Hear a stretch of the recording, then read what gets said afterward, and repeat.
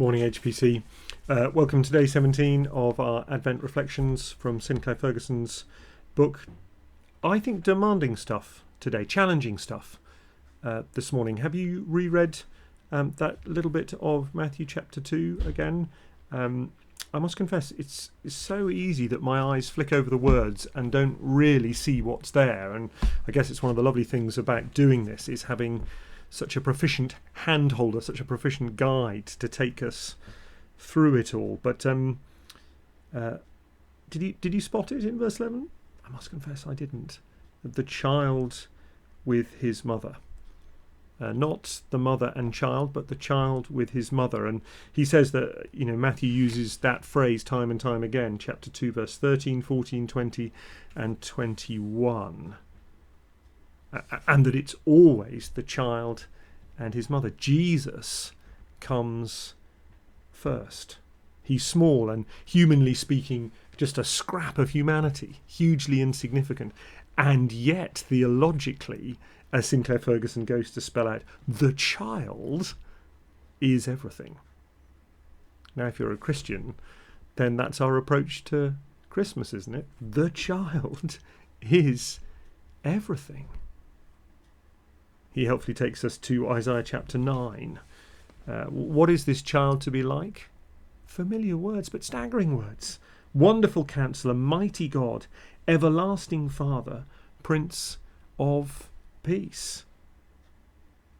I love how Sinclair Ferguson goes on to talk about it. Isaiah saw that this child would be everything we lack. For our confusion, he is the wonderful Counsellor. For our weakness, he is the mighty God. For spiritual orphans and prodigal sons, he's the everlasting Father. And in our distress, he comes to us as Prince of Peace. Wow, I think, oh, Lord, I need all four facets, please, of this child personally in my life today.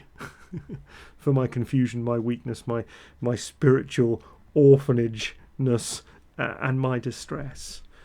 And then the famous passage from pretty much every school nativity ever, they fall down and worship him and open their treasures. And again, Sinclair Ferguson just helpfully saying, who do they give their treasures to? The child. Opening their treasures, they offered him gifts.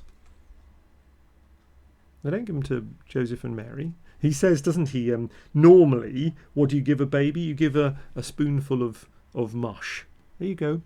A spoonful of food. These men who had travelled 800 miles, perhaps, significant figures, saw something in the child who was on Mary's lap, and they fell down and worship him. And they offered him gifts, expressions of Jesus's royalty, perhaps expressions of their royalty too. I love how Sinclair Ferguson finishes it, and with this I'll finish as well. The message seems obvious, doesn't it?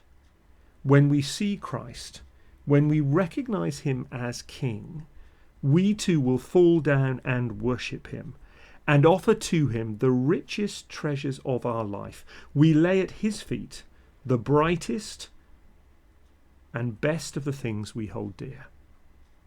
Have you ever done that? What would it look like to do that today? What are the brightest and best things? What are the things that you hold most dear? What would it look like for you today to lay those at Jesus' feet, just like the Magi did? Challenging, searching words. Do please pray about that, and do have a great day, HPC.